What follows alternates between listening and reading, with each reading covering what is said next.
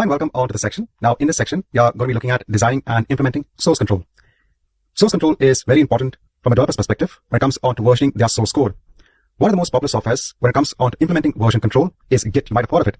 Hence, in this particular section, we are first going to focus on how do we work with the Git software when it comes on to source code versioning.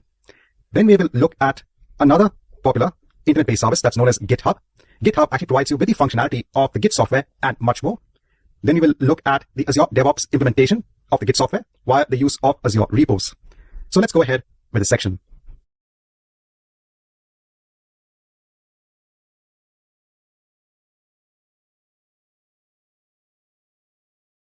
In its original version, it could be version 1. Then let's say you make a change on file B. Then it will actually create a newer version of that file because you have changed the contents of the file, and so on and so forth. In case if you didn't have a version control system in place and you want to maintain versions of your files, you might then need to create folders to actually indicate the different versions of the files itself. And this is a painstaking process, and it's not easy to maintain once your file starts to grow, once the number of people who start working on the files also starts to grow. Hence, you need some sort of tool to maintain different versions of your files, and it also helps to revert back onto a prior version. And then using a version control tool is very important when it comes onto maintaining application code. Let's say you have a set of developers who are working on application code and they've made a number of changes onto the code itself. Let's say one of the developers has actually made a mistake and they want to go back onto a previous change. How can they do that? They can do that with the help of a version control tool. With the help of that version control tool, they can actually go back onto a previous change, get back the code at that point in time. So in this chapter, I just first initially want to give the core benefit of having a version control tool in place. We are going to look at subsequent chapters on how do we work with Git as a software, which is the most popular tool when it comes onto source code version control.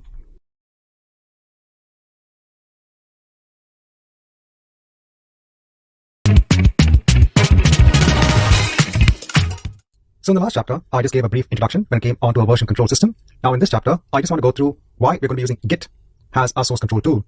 So Git is the most popular used version control system. So a lot of companies actually employ the use of Git in one form or the other when it comes onto source code version control.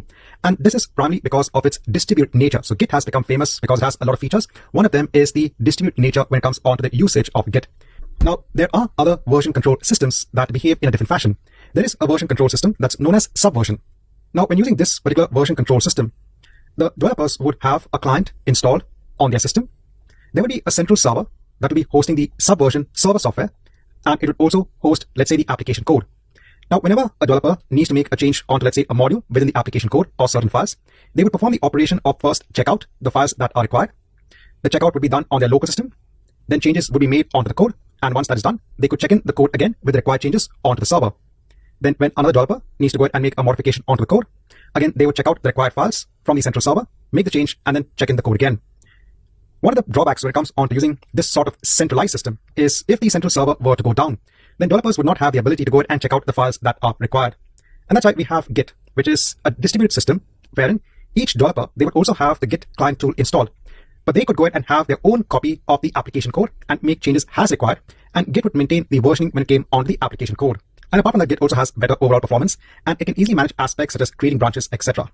Now, in the next chapter, we're going to go ahead and see how we can install Git.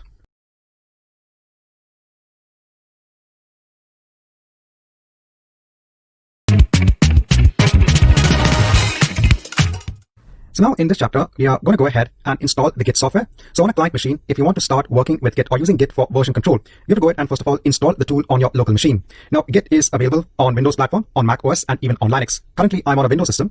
I can go ahead and download the latest version for Windows here. I'll click on the download button.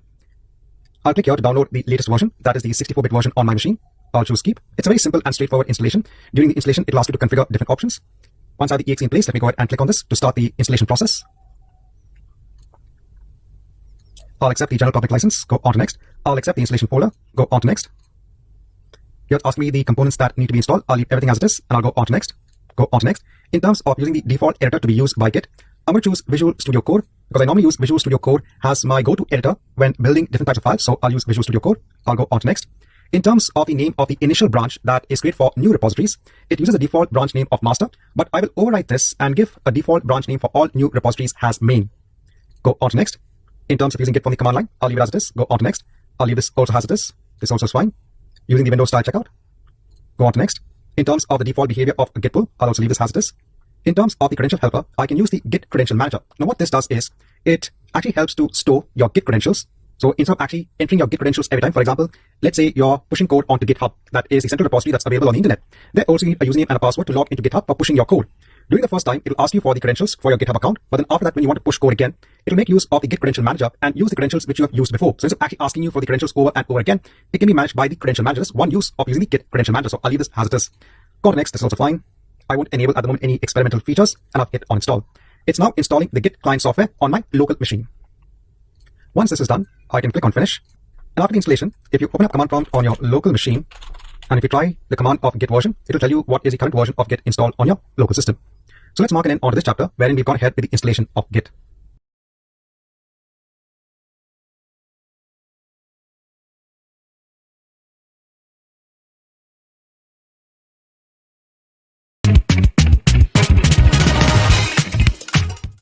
So in the last chapter, we have gone ahead with the installation of Git. Now in this chapter, let's start working with Git itself. Now I'm just going to be using Visual Studio Code when it comes on to building simple files. I told you I use this as my go-to editor when I'm working with different types of files. This is a free tool that's available. You can go ahead and download and install Visual Studio Code on your Windows machine, on your macOS machine, or even on Linux. I've already gone ahead. I've downloaded Visual Studio Code. You can go ahead and download and install it. It's a very simple installation. Once you've installed Visual Studio, you can go ahead and open up the tool. Now on my local machine on the C drive, I create a simple folder known as a working folder. It's an empty folder. From Visual Studio Code, I'm going to click on Open Folder. I'm going to choose that working folder and hit on Select Folder. I'm going to click this icon to create a simple text-based file. I'll name this as file a.txt. I'll say this is file A. Let me go ahead and save this. I'll create another file. I'll name this as file b.txt. I'll say this is file B.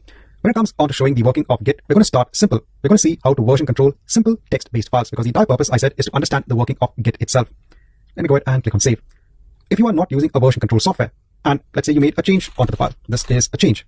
And now you want to go back onto the previous version of this file. So I told you if you were to do this manually, you might maybe append a version number onto the file, or you might start creating different folders with the version number and then store the files accordingly.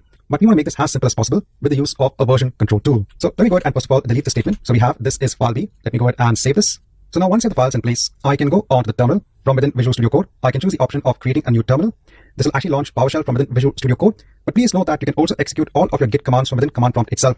I'm using Visual Studio Code because it gives me the convenience of working with my files and at the same time working with a terminal. We are in our working directory. If I do a directory listing, I can see both of my files in place, file a.txt and file b.txt. Now, in order to use the Git software to version control our files, we first need to initialize something known as an empty Git repository. So the way we do that is by now using Git-based commands. The command we are using here is git init to initialize an empty Git repository. Let me go ahead and hit on enter. It's gone ahead and given an output saying it has initialized an empty Git repository. You will also note now from within Visual Studio, you have kind of the symbol next to the file. Visual Studio has now understood that this folder is now part of a Git repository. And these symbols are telling you that these particular files are not being tracked by Git as part of the Git repository. Currently what we've done is we have only initialized something known as an empty Git repository. Our files are still not being version controlled at the moment as part of Git. There is a workflow in place in which we can start ensuring that Git actually tracks the different versions of our files. In this chapter, I just want to kind of start off with the creation of the files that we are going to version control and how do we initialize an empty Git repository. Before we mark an end onto this chapter, I want to execute two more commands. This is when it comes to configuring the username and email for Git.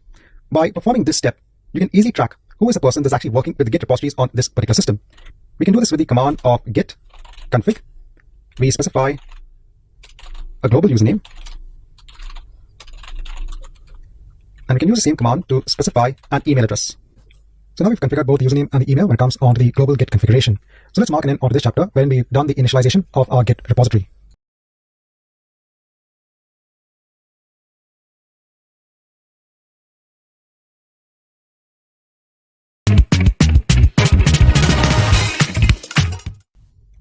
Now, in our prior chapter, we've gone ahead and initialized an empty Git repository. This was within our working directory that contained our files, file a.txt and file b.txt. But at this point in time, these files are still not being version controlled by the Git software. We still need to go ahead and issue further commands when it comes on to ensuring that these files get tracked by Git. I said all we have done now is to create an empty Git repository. Now, once you initialize an empty Git repository, what it does is it creates a Git folder. This is like a local database within Git itself that helps to maintain the entire history when it comes on to the changes for your files. So if you actually go on to Folder Explorer, if you go on to your working folder, you can see file a.txt and file b.txt.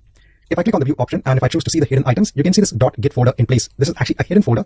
And I said this is kind of a flat file database, which will help now in the tracking of your files within this particular folder. Now, once you have initialized the empty repository, the next step is to kind of add our files onto Git so that Git can actually track the different versions of these files. The first command that we need to issue for this particular purpose is the git add command.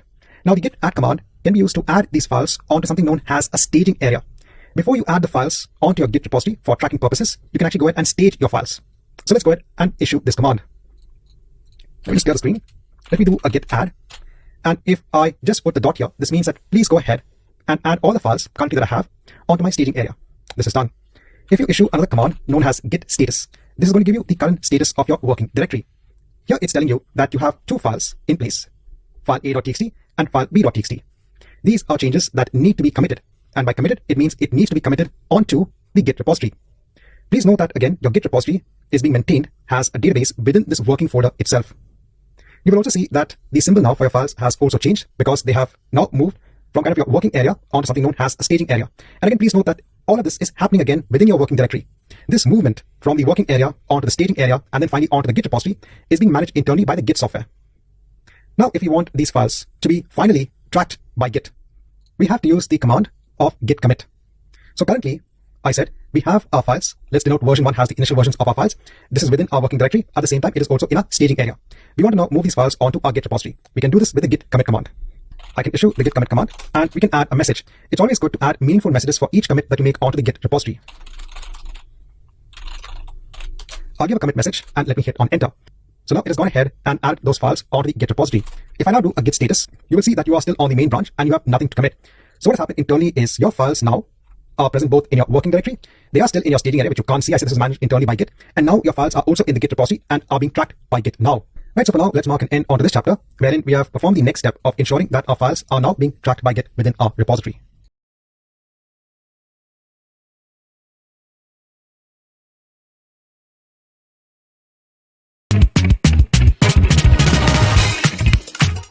Now, in our prior chapter, we had made sure that Git is now tracking the versions of our files. Let's make now a change onto a file. For file a.txt, let me make a change.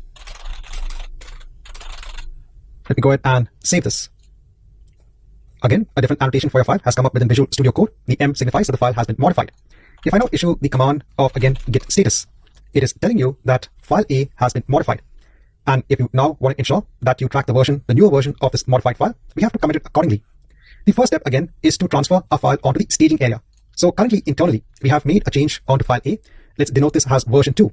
Please note that versioning is done on the Git level. Here, just for the sake of simplicity, I'm just saying that, or denoting version 2 has a changed version for the file. So currently, in our working directory, we have a newer version of file A. We now need to ensure that this version moves onto our staging area. And what is the command that we need to issue for this? It's the git add command. The git add command will move this newer version of our file, or basically the modified file, onto the staging area. From within Visual Studio Code, I can do a git add. I can now actually specify the file itself that needs to be added onto the staging area. So either you could add all of your files onto a staging area, you could move a particular file onto the staging area. If you want to move, let's say, all of your TXT based files, you can have patterns as well. But here I just want to add file A onto the staging area. Next, we need to commit the changes that we have made onto file A onto our Git repository. And for this, we are going to issue the command of git commit, and I'll give a message. Let me hit on enter.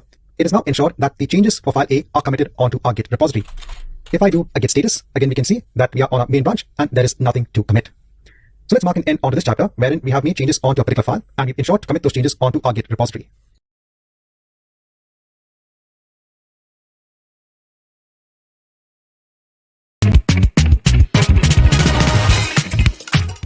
Now, if you might be asking, Alan, from where are you getting these Git-based commands? So if you go onto the documentation page, when it comes onto Git itself, you have a reference for all of the commands when it comes onto the usage of Git. If you go onto the main Git command, which we'll be working on, there are a lot of options that you can actually pass on to the Git command itself. For example, if I find for the keyword of commit. So we're looking at git commit that is used to record all the changes onto the repository. So if you go onto git commit, you will see a description about this command itself. You can refer on to the Git documentation to understand all of the commands that are pertinent onto Git itself. As part of this course, we'll be covering all of the main commands when it comes onto the usage of Git. And please note that when you issue any command, when it comes onto Git, the command is going to be sent onto the Git software that we have installed, and the Git software will execute the command accordingly. And if you're not able to execute commands from within the terminal in Visual Studio, I told you that you can always use command prompt as well. Here, if I just change my folder and go onto my working directory where I have my files, if I do a git status here, you will see the same output here as well. So if it does not work for you in Visual Studio Code, you can always go onto command prompt. And if you're not comfortable working with Visual Studio Code initially, again, you can always dot these files in Notepad, just add some text and save it accordingly. So I thought before moving ahead, just to go through these important points.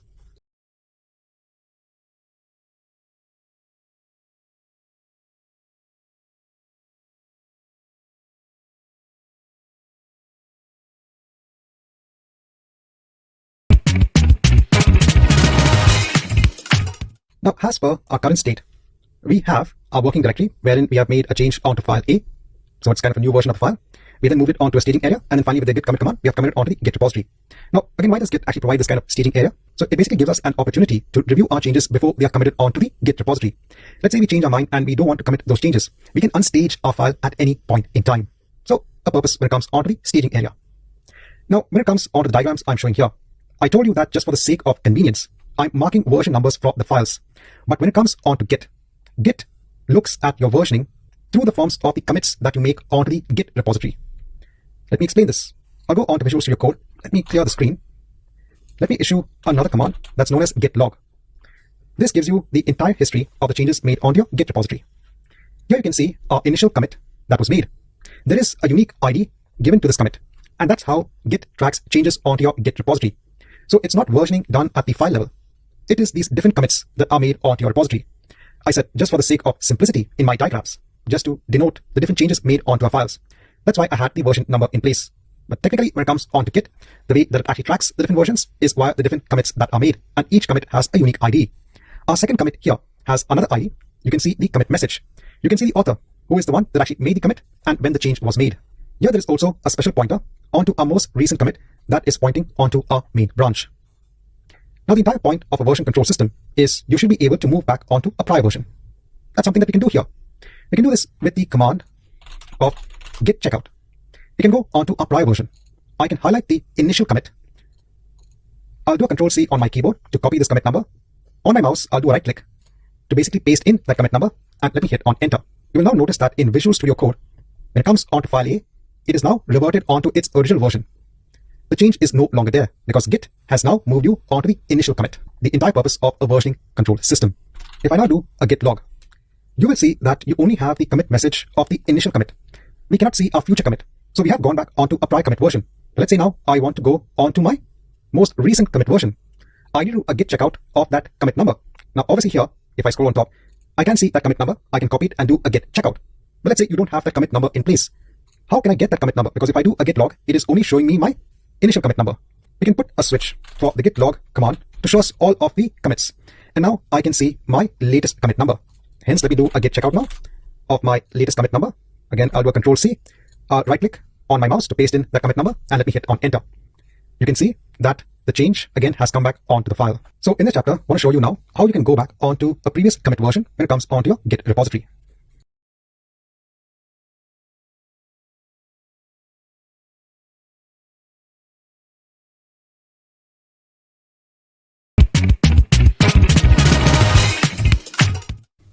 Hi, welcome back. Now in this chapter, I want to showcase how do you unstage a file.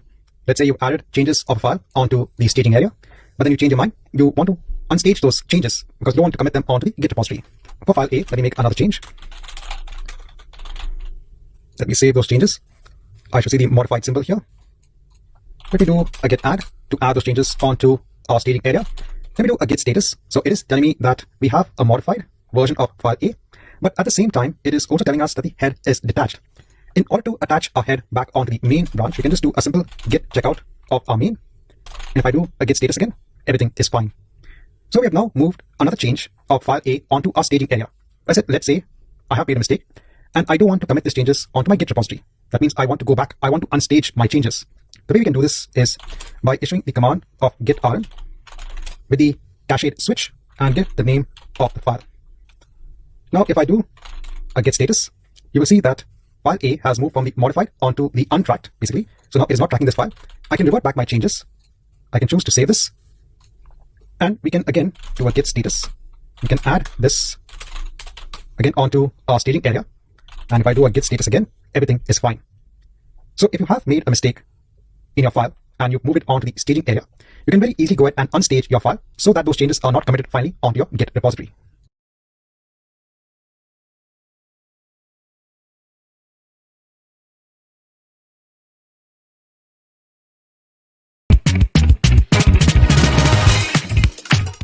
Hi, and welcome back. Now we're going to move into another important aspect when it comes onto a version control system. Yes, one thing is tracking the different version of your files or basically your entire system. Another core aspect is the working of branches within a version control system. And with Git, it manages branches in a very efficient manner. It's very easy to go ahead and create a branch and start working out of the branch. Now, before we actually go into working with branches, let me explain to you why do we have this concept of branches in the first place. Let's say that you have an entire team that's working on a code for an application. There is only one branch, your main branch. So when you're actually making changes onto a Git repository, by default, it creates something known as a main branch, because when we install the Git tool, we told that when you create a branch, give a name of main onto the branch. You will do your initial commit, maybe of your application code, and then your developers will start making changes onto the main branch itself for your code. Now, for your application code, you might have developers that could be working on bug fixes for the application code and probably adding new features for your application code. Maybe the business users send requests onto the IT department to basically add new features for the application, and then your developers start writing new code. Now, it's always good to segregate the changes made while adding new features onto your code, or maybe working with bug fixes for your code. And this segregation can be done with the help of branches. What you can do is, within Git, you have your main branch in place. When a new feature needs to be developed for your application, what you do is you create a new branch out of your main code. So whatever is your code at that point in time, it's kind of a copy is being made, and then you can start adding or changing code to add that new feature as a new separate branch. See, where is this useful? So let's say till this point in time, you have your working code, and this code, application code, is currently running in production. Normally, you don't want to make changes directly onto this code, because let's say you add the wrong change. Yes, you can go back onto a prior version to get the working copy, but as a good practice now, you should create kind of a new working copy of your code as a branch, then start adding the new feature by adding code. And once you test out the feature, it's working as it should be, you can then merge the code, that is this branch, with your main branch, and your branch will be up to date with this new feature. And then along the line, you can go ahead and again create a new branch for the next feature. Working with branches is very, very important. And in Git, you can very easily go ahead and create a new branch and start working out of that new branch. In this chapter, first I want to give you an idea when it comes onto the concept of branches.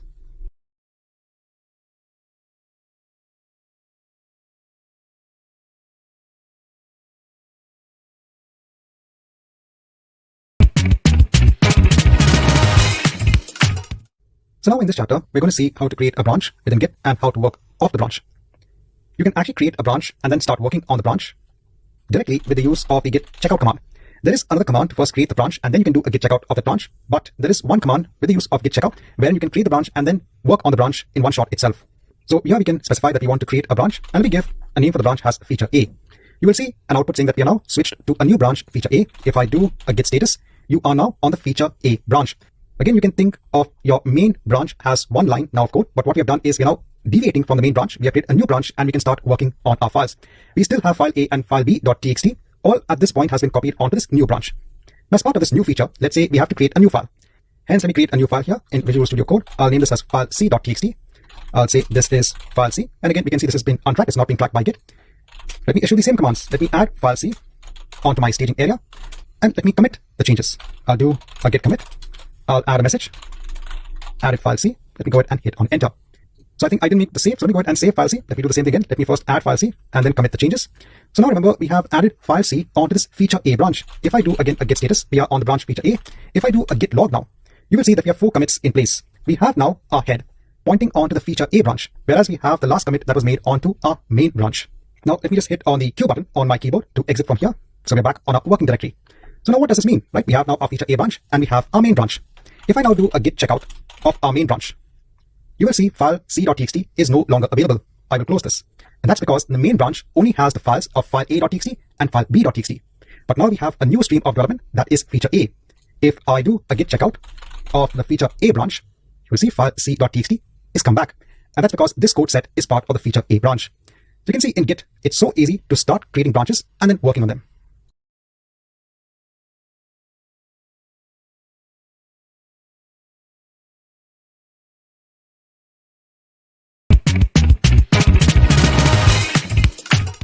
So in the last chapter, we had created our feature branch. We added file C.txt onto our feature branch. So I told you that in a realistic scenario, when you're working on application code, you might be working, developers might be working on a separate feature for the application. And at some point in time, they would want to merge the changes onto the main branch. We'll go through some more merging concepts a little bit later on. But for now, let's go ahead and do a simple merge of our feature A branch with our main branch. That means we want both of our branches now to contain the same set of files and changes. For that, let me first do a git checkout of our main branch. I can issue now the command of git merge and give the name of my feature branch. It has done something known as a fast forward merge. Okay, don't worry, I'll be going through the different types of merges a little bit later on. At this point in time, it has done a merge of both of our branches. That's why you can see now, if I do a git status, we are on the main branch and our main branch now has the file C.txt. If I do a git log, you will see the head is now pointing onto both our main branch and our feature A branch because they are both in sync. So it's very easy to go ahead and merge your branches together.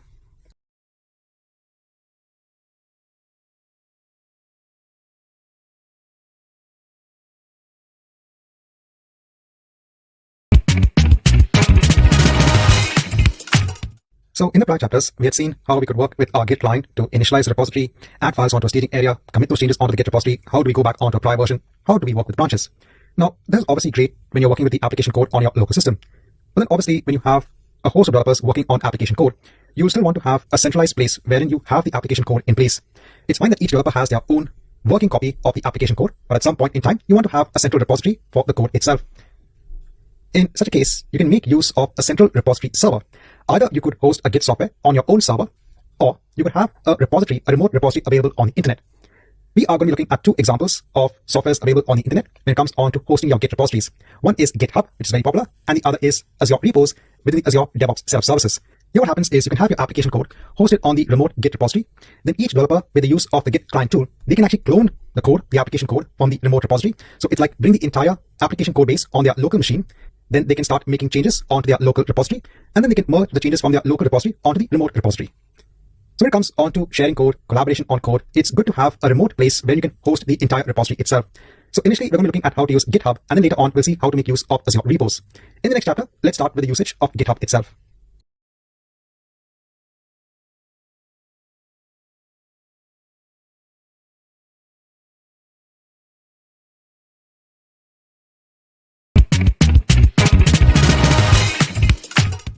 So here I'm on the site when it comes on to github.com. So with the use of GitHub, you can actually host your Git-based repositories. You can use the same Git commands to work with your local repositories and then push the changes of your code onto remote repositories hosted on GitHub. And there are a lot more features available with the GitHub product itself. There are many pricing models in place if you look at the plans. If I go onto the plans for GitHub, if I scroll down, we'll be using the free plan. That should be fine by us. It has a lot of features in place. Obviously, in larger organizations, they should look towards having either the team plan or the enterprise plan based on the features that are available in both of these plans. But for us, we can go ahead and use the free plan.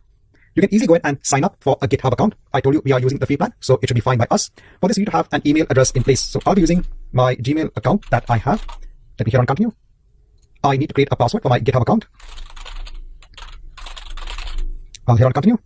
I need to enter a username for the GitHub account. So I'll just enter this as username. It is available. I'll hit on continue. Do I want to receive product updates? It depends upon you. At the moment, I'll just place it as no. It's asking me to solve a particular puzzle. This is just to verify the account. I'll click on start puzzle. It's asking me to pick a spiral galaxy. I'll choose the image. I choose again. This is done. Go ahead and hit on create account. It's sent a code onto my Gmail account. So I've got the code here. Let me copy the code. Place it here. It's asking us some information. I'll just choose just me. Let me hit on continue. So the moment I'll just skip the personalization. And then we should be directed onto our GitHub account. So very easy to go ahead and start off using a GitHub account. So currently I'm using my Gmail address to not only create the GitHub account, I use it to create my Azure DevOps account, and also I use it to create my Azure account as well, where I can create resources within the Azure portal. You can use the same email address to create all of these accounts. So let's mark an end onto this chapter, wherein we have gone ahead and create our GitHub account.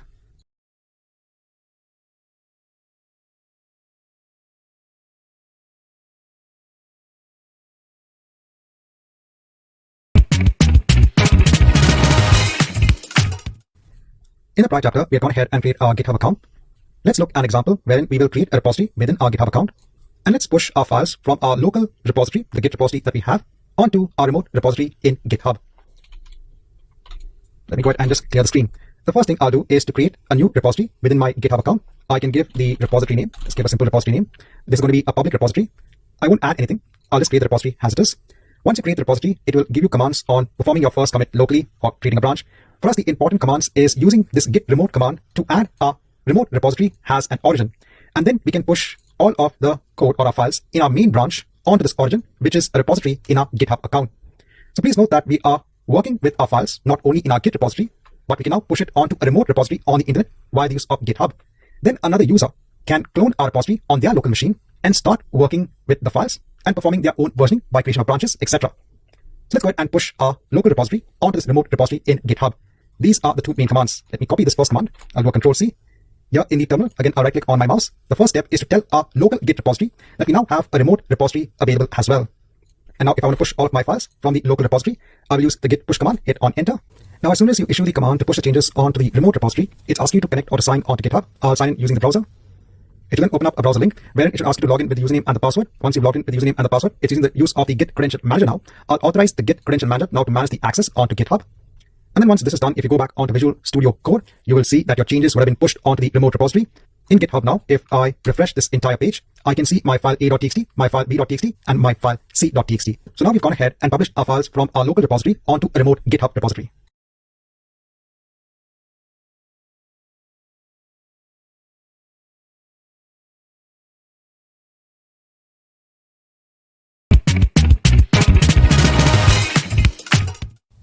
Now, in the prior chapter, we've gone ahead and published the code, or basically the files from our main branch from our local Git repository onto the repository hosted on GitHub. And now you can actually make changes onto your local repository, and then you can always push the changes onto GitHub. Here, let me ensure that I am in my main branch. So let me do a git status. Yes, I'm on the main branch. Let me clear the screen. Let me go onto file B. Let's make a change. Let me save this. Let me again stage my changes. Let me commit my changes. This will be onto my local Git repository.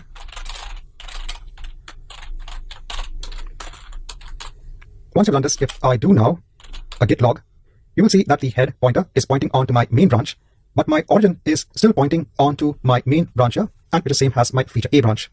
That means my main branch on my local machine is further down the line than the main branch on my origin Git repository in GitHub. Well, now we can push our changes. I'll just put a Q on the keyboard to quit. We can now push again our changes onto our origin. For this, I can use the command of pushing my changes onto my origin. I don't need to add the remote origin again. You just do this once to specify what is going to be your remote repository. Now I'm just going to push my changes. Once this is done, here if I refresh the browser when it comes onto my repository in GitHub, if I go onto file B, you can see the change is being applied here. If you click on the history for file B, you will see that it was part of the initial commit and the change made onto file B. Just made a mistake when it came onto the commit message. But I just want to show you how you can now make a change to your local repository and how you can push the changes onto GitHub. Now, please note that this is not the recommended approach when you're doing development to apply changes or push changes directly from the main branch on your local repository onto the main branch in your remote repository. I just want to show you this is possible. What you normally will do is you'll actually create branches on your local machine. You can then publish the branches maybe onto the remote repository, and you'll make use of a feature known as a pull request to merge the changes of that feature branch onto the main branch. This is something that we are definitely going to look at. At this point in time, I just want to show you that you can make changes onto your local repository and you can publish those changes onto a remote repository.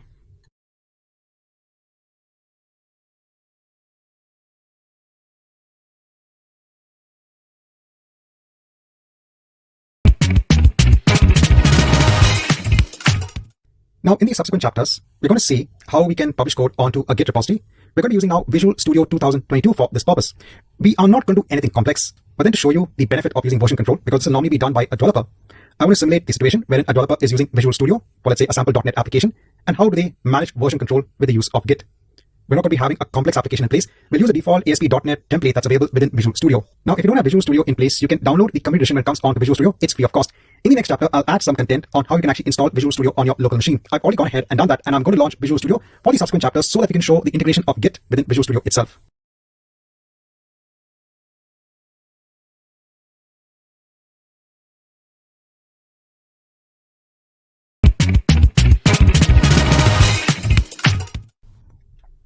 Now, in this chapter, we're going to see how we can work with a Git repository from within Visual Studio 2022.